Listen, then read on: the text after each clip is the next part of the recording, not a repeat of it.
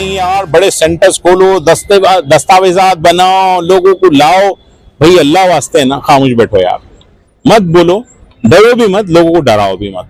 आप लोग देख रहे हैं औरंगाबाद एक्सप्रेस न्यूज। मैं आपका दोस्त अल्ताफ हुसैन। पिछले कई दिनों से हम लोगों के सामने ऐसी वीडियोस आ रही होगी, जो वीडियोस आप लोग देख के कहीं ना कहीं डर का भी माहौल होगा, कहीं ना कहीं राहत का भी माहौल होगा। और माहौल क्यों होगा? एसआईआर को लेकर ऐसी कई वीडियोस मार्केट में चल रही है, सोशल मीडिया पर चल रही है, जिसको लेकर कई लोग डर के माहौल में। लेकिन लॉ क्या कहता है? सवाल तो यह है कि इसके बीच एक दीवार है, वो लॉ है।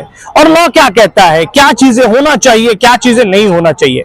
उसी के चलते मैंने इससे पहले भी कहा था कि जब जब ऐसी चीजें सामने आती है, एक शहर का नाम सामने आता है जो किसी तारुफ का मोहताज नहीं है। ये आपने सोशल मीडिया पर, इनके पेज पर आपने देखा होगा, इन्होंने छोटी छोटी चीजें खुलकर आप लोगों के सामने रख दी है कि क्या एसआईआर में क्या क्या चीजें होगी। मेरे साथ किसी तारुफ के मोहताज नहीं, सीनियर लॉयर, काबिल लॉयर एडवोकेट खिजर पटेल साहब मेरे साथ जुड़े हैं। अब इनसे हम जानने की कोशिश करेंगे। सबसे पहले हमारे माध्यम से यह बताने की कोशिश करेंगे एसआईआर आखिर क्या है। सर, सवाल सीधा यह है, जनता, हालांकि आपके पेज पर लाखों मिलियन फॉलोअर्स हैं, मिलियन व्यूज आ रहे हैं, लेकिन कहीं ना कहीं लोगों में आज भी एक कश्मकश है। एसआईआर क्या है? क्या है आखिर एसआईआर? देखिए, एसआईआर जो है ना, ये प्रोसेस है। ये इस बात का प्रोसेस है कि जो इलेक्टोरल रोल रहता है, यादियां होती है, मतदार यादियां, तो कुछ अरसों में, मतलब 10 साल में, 20 साल में इसकी पड़तालनी की जाती है, इसको वेरीफाई किया जाता है कि कितने लोग जो पुरानी यादी है उसमें हयात है, कितने लोग नए आए हैं और कितने लोग माइग्रेट कर गए, दूसरी जगह वो चले गए। तो इस बात की स्क्रूटनी की जाती है कि यादी को सही किया जाए। इसी का नाम जो है एसआईआर है। पहले जब 2000, अभी लास्ट मतलब महाराष्ट्र से हम लोग हैं, तो महाराष्ट्र में 2003-2002 में ये प्रोसेस हुआ था। उस वक्त तकरीबन इंडिया के 18 स्टेट्स में ये हुआ था। लेकिन आप देखेंगे कि 2002 में 3 में सोशल मीडिया नहीं था और ज्यादा मतलब हुकूमतों के भी फर्क थे, इलेक्शन कमीशन भी एकदम सादा हुआ करते थे। तो एसआईआर उस वक्त जो है हुआ, रिवीजन हुआ। एसआईआर अभी एक नई टर्म है, मैं आगे उसको बतलाता हूँ क्या है। तो उस वक्त भी ये हुआ, लोगों ने आए, घर का जो मतलब प्रमुख था, जैसा मेरे वालिद है, आपके वालिद है, वो बैठे, 4 बच्चे हैं, 4 बेटियां हैं, 2 बेटियां, उन्होंने एक लिस्ट बना दिया, लिख दिया, वो बंदे ने भी आया, बीएलओ ने लिख दिया, उसको अपडेट कर दिया। ये हो गया उस वक्त का एसआईआर। अब एसआईआर ये है कि स्पेशल मतलब इंटेंसिव रिवीजन है, नजर सानी की जाएगी कि जो यादियां है ऑलरेडी, उसमें ये जो 3 चीजें मैंने आपसे कहा है कि कौन नया आया, कौन मर गया और कौन माइग्रेट कर गया, इसको फाइनल करना। कोई लोग अगर चले गए तो उसको हटा देना, नए आए तो उनको ऐड करना और जो मर गए उनको डिलीट करना। इसी प्रोसेस का नाम है एसआईआर। अच्छा सर, एक चीज इसमें यह है, पेपर क्या क्या होना चाहिए? अभी मैं कल मेरे दोस्त से मिला, उनका ये मानना है कि भाई अगर मेरे पास में टीसी है, बर्थ सर्टिफिकेट नहीं है, बर्थ सर्टिफिकेट है, 10वीं की टीसी नहीं है, तो इसमें कितना कंफ्यूजन है? देखिए, सबसे पहले जो हम लोग मिस्टेक कर रहे हैं, या जो कम अक्ल लोग है ना, कम अक्ल लोग या कम ज्ञान जिनको रहता है, लेकिन वो लोग जय जरूरी, मतलब आपका बैकग्राउंड है बच्चे पढ़ाना और आप लीगल बात कर रहे हो, आपको देखने हैं पेशेंट, आप बात कर रहे हो एसआईआर की, एनआरसी की, एक वकील साहब है वो फतवों की बात कर रहे हैं, तो चलेगा क्या? नहीं चलेगा ना। मुझसे कोई पूछेगा कि यार वो नमाज पे फतवा दे वकील साहब, तो मैं कैसे दे पाऊंगा? मेरी ड्यूटी है, लॉ है ना, एडवोकेट हूं, तो मैं लॉ पे बात करूं। इश्यू क्या हो रहा है? दस्तावेजात तैयार कर दिए जाए, फला सेंटर खोल दिए जाए, मतलब पेपर्स ला लिए जाए, फला मदरसे से कांटेक्ट कर दीजिएगा। आपको किसने कहा यार ये सब चीजें? आपको खुद को इस बात का इल्म नहीं है, आप भी परेशान होते हैं, लोगों को भी परेशान कर रहे हैं। इसमें अगर मैं आपको कहूं कि एसआईआर में आपको एक भी पेपर की जरूरत नहीं है, बड़ी जिम्मेदारी से मैं कह रहा हूं आपको, पेपर की जरूरत कि आपको एक भी डॉक्यूमेंट की जरूरत नहीं है, सिवाय कुछ वजूहात के, मतलब कुछ शर्तें हैं, वो भी किन लोगों के लिए मैं आपको बताता हूं। एसआईआर में जो है आपको सिर्फ इतना करना है कि अगर 2002 की जो पिछली यादी है उसमें मेरा नाम है, अभी जो मेरा इलेक्शन कार्ड है ये अभी की जो यादी है, अब एक फॉर्म दे है, जो इलेक्शन कमीशन आपको एक फॉर्म देगा जिसका नाम है एन्यूमरेशन फॉर्म। वो फॉर्म के अंदर 2 कॉलम है जिसमें आज की आपके घड़ी की आज कहां पर आप वोटर है और 2002 की। जैसा मैं बताता हूं कि भाई मैं औरंगाबाद के अंदर मैं अभी रजिस्टर्ड हूं इलेक्शन में। मेरा 2002 में मैं यहाँ नहीं रहता था, मेरे अपने गांव परतूर में रहता था, तो मेरा 2002 का जो अभी जो लिस्ट है वहां है। तो मेरी ड्यूटी ये है कि मैं वो वहां की लिस्ट, वहां की जो अब SIR मतलब इलेक्शन कमीशन ने जो SIR के नाम पर एक लिस्ट दी है कि 2002 के अंदर SIR में आपका नाम था, तो मैं वो लिस्ट का नाम निकालूं, लिस्ट का नंबर दूं और यहाँ पर जब फॉर्म भरूंगा तो 2 कॉलम रहेंगे। एक में मैं आज की स्टेटस भरूंगा और दूसरे में 2002 की भरूंगा। अभी दोनों इंफॉर्मेशन जब मैच हो जाएगी, इलेक्शन कमीशन जो है BLO के थ्रू आपसे ये सारी इंफॉर्मेशन लेगा। फिर जैसी ही इलेक्शन कमीशन के पास जाएगी, ये मेरी दोनों चीजों की इंफॉर्मेशन मैच होगी, मैं खत्म हो गया, मेरा नाम आ जाएगा लिस्ट में। आपसे मुझसे कोई डॉक्यूमेंट नहीं मांगेगा, सवाल ही पैदा नहीं। मुझसे डॉक्यूमेंट उसी वक्त मांगा जाएगा जब वो 2002 की लिस्ट में और आज की इलेक्टोरल रोल में मेरा गड़बड़ नहीं मिसमैच, भाई स्पेलिंग मिस्टेक है। सपोज मेरा नाम मोहम्मद खिजर है, वहां पे हो सकता है MOHD हो, तो कभी बास टाइम पे लगेगा कि यार ये तो नाम में फर्क है। तो ऐसी सूरत में ये होगा कि मुझे एक नोटिस दी जाएगी कि आपके नाम में मिसमैच हो रहा है, आप आकर इसको वजह दे, इसकी कोई सपोर्टिंग डॉक्यूमेंट्स दे। तो वैसी सूरत में मुझे फिर जाकर पेपर्स देने पड़ेंगे।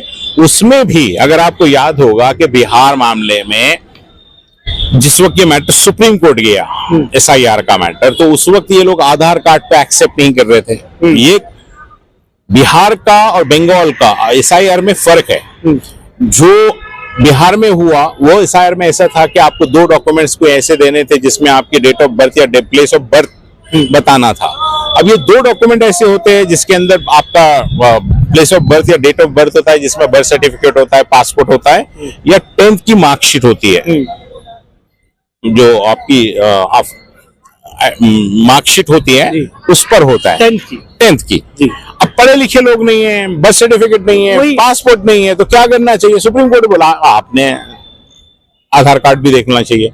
आधार कार्ड को आप क्या करें, कंसीडर करें, तो इश्यू खत्म हो गया ना। अगर जिन लोगों के पास 10वीं पढ़े ही नहीं है वो लोग आधार कार्ड इस्तेमाल कर लेना। जब सुप्रीम कोर्ट बोल दिया ना कि इसको कंसीडर करें, इलेक्शन कमीशन ने अंडरटेकिंग दे दे, हम देख लेंगे, ठीक है।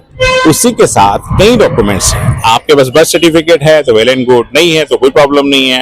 आपके पास पासपोर्ट है तो ठीक, आपके पास आधार कार्ड है तो ठीक, आपके पास 10th वाली डिग्री है तो ठीक है, आपके पास आपकी इंश्योरेंस की कोई पॉलिसी है पुरानी वाली वो चलेगी, आप गवर्नमेंट सर्वेंट है, आपकी सर्विस बुक है, ये किसी एक डॉक्यूमेंट को आपको चलेगा। इवन जो बच्चों ने 10वीं 12वीं के पेपर्स दिए हुए हैं, आप हॉल टिकट जिसको बोलते हैं, एडमिट कार्ड, वो भी चलेगा, वो भी चलेगा। आपको सिर्फ मैच वो करनी है। दूसरी बात यह है कि स्पेलिंग मिस्टेक के ऊपर कई लाखों बंगाल में, बिहार में लोगों को निकाल दिया गया है, स्पेलिंग मिस्टेक है।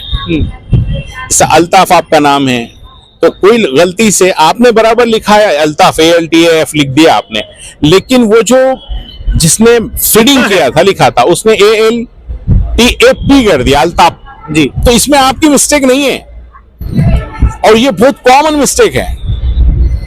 भाई दादा का नाम अब्दुल सो एंड सो है, तो उन्होंने क्या किया है, नीचे जितने नाम है, बेटे का नाम अब्दुल, सबके नाम के आगे अब्दुल, बाद में पोत्री के नाम के साथ भी अब्दुल लिख दिया। फीमेल है कोई मुस्लिम, उसके साथ भी अब्दुल के, तो वो उसका क्या कसूर है? तो ऐसी सूरत में ये इशू बहुत ज्यादा बाहर आ गया है कि भाई स्पेलिंग के मिस्टेक के ऊपर लोगों को बाहर करेंगे तो कैसा होगा।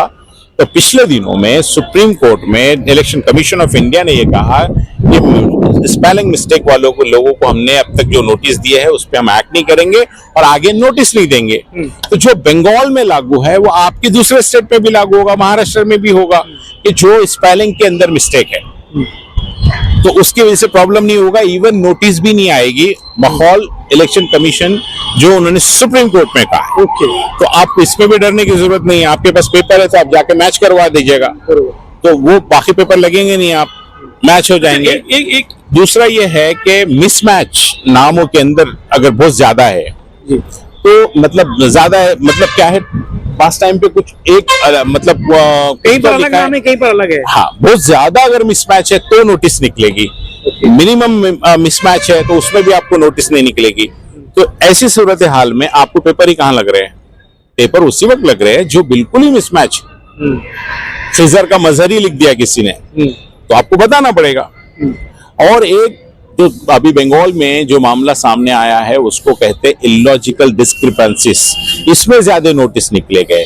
अब इलॉजिकल डिस्क्रिपेंसीज का मतलब क्या होता है कि ऐसी बात जो गुमान से बाहर हो, मतलब दादा और पोतरे के उम्र में सिर्फ 10 साल का ही फर्क है, तो ऐसे मामले जब सामने आए तो उनको उस कैटेगरी में डाल दिया गया। लेकिन इस पर भी सुप्रीम कोर्ट ने ये बोला, इसका बिल्कुल ये मतलब नहीं कि दादा नहीं है और वो पोतरा नहीं है, उनको मौका दिया जाए। दूसरी बात यह है कि उन्होंने ये कहा है सुप्रीम कोर्ट ने कि आप ये बात क्यों भूलते हो कि ये जिस देश में बाल विवाह की प्रथा बहुत पुरानी है और पहले लोग जल्दी शादियां करते, उनके बच्चे जल्दी होते, उनके बच्चे को बच्चे जल्दी होते, तो पॉसिबल है जी।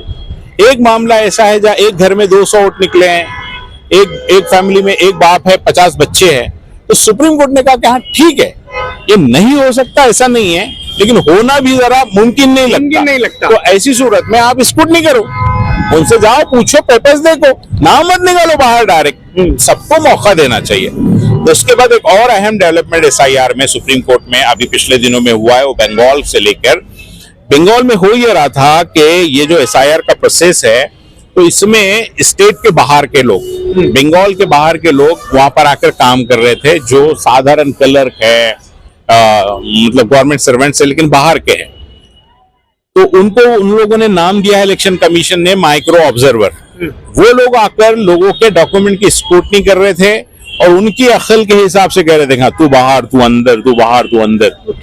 तो इस बात की ऑब्जेक्शन लेके ममता बनर्जी खुद सुप्रीम कोर्ट पहुंची, ये माइक्रो ऑब्जर्वर वाले तो कुछ भी कर रहे हैं। तो उसमें सुप्रीम कोर्ट ने कहा कि तुम्हारे ऑफिसर दो, तो उनके ऑफिसर देने में देरी हुई। बाद में 3-4 दिन पहले अभी सुप्रीम कोर्ट ने ये कहा कि तुम दोनों की बनती नहीं है, इलेक्शन कमीशन की और बंगाल गवर्नमेंट की, इसलिए बहुत अच्छा फैसला किया सुप्रीम कोर्ट ने। सुप्रीम कोर्ट ने डायरेक्शन दिया कोलकाता हाई कोर्ट के चीफ जस्टिस को कि अब ये जो डिसाइड होगा कि किसके डॉक्यूमेंट सही है और कौन अंदर रहना चाहिए इलेक्टोरल रोल पर और कौन बाहर होना चाहिए, इसका फैसला अब जजेस करेंगे। ओके, अब जजेस ये फैसला देंगे, जजेस करेंगे, हाँ वो डॉक्यूमेंट चेक करेंगे। तो बंगाल में अगर डॉक्यूमेंट जजेस देखेंगे तो आपके पास भी देखेंगे, महाराष्ट्र में देखना पड़ेगा। लॉ दो जगह अलग नहीं होगा, खास करके सुप्रीम कोर्ट में। तो जब आपके डॉक्यूमेंट ऐसी सूरत में कि मिसमैच हो रहे वगैरह वगैरह, तो वो अगर जब जज देखेगा तो जज बहुत अच्छे से देखेगा, जज बाइज नहीं होगा, किसी इन्फ्लुएंस में काम नहीं करेगा। तो होने दो, अगर किसी का डॉक्यूमेंट वेरीफाई होता है तो लेट देम चेक, आपको प्रॉब्लम नहीं होनी चाहिए। तो ये सूरत हाल है एसआईआर की। बाकी लोगों ने ये जो बवाल खड़े करके रख दिए है, इसकी वजह है लोगों ने एसआईआर को एनआरसी से जोड़ दिया है। उनको लगता है सीए, अरे यार आने देना, जब आएगा जब देखेंगे। लेकिन आज आप एसआईआर को उससे जोड़ के अपनी अहमाखाना बातें करके लोगों को परेशान क्यों करते हो? ना करे भाई, अभी मैंने इतना इजीली आपको बतला दिया कि आपका मैच हो जाएगा, आपको पेपर ही नहीं चाहिए। जबरदस्ती कोई करेगा तो है, कोर्ट बैठे हैं, लोग बैठे हैं, परेशान क्यों हो रहे हो? मतलब लोग जो डरा रहे हैं उन लोगों के लिए क्या मैसेज है आपके? बिल्कुल साफ बोल रहा हूँ, बिल्कुल नहीं डरना चाहिए। आपके पेपर्स दोनों मैच होते हैं तो वेल एंड गुड, नहीं होते तो मैंने आपको बतला दिया कि इन सारे पेपर्स जो मैंने आपको डिस्कस किया वो पेपर बताइएगा, वेरीफाई कीजिएगा। किसी का नाम मिसमैच होता है या स्पेलिंग मिस्टेक होती है तो उनका ज्यादा कोई प्रॉब्लम होना नहीं है। बहुत ज्यादा मिसमैच है या जिस तरीके से मैंने वो कहा कि लॉजिकल डिस्क्रिपेंसी है, उसी के लोगों को हमने नोटिस मिलेगी। जब मिलेगी, जब देखेंगे, तो ये जो लोग बोल रहे हैं ना, नहीं यार बड़े सेंटर्स खोलो, दस्तावेजात बनाओ, लोगों को लाओ, भाई अल्लाह वास्ते ना खामोश बैठो यार, मत बोलो, डरो भी मत, लोगों को डराओ भी मत। ठीक है।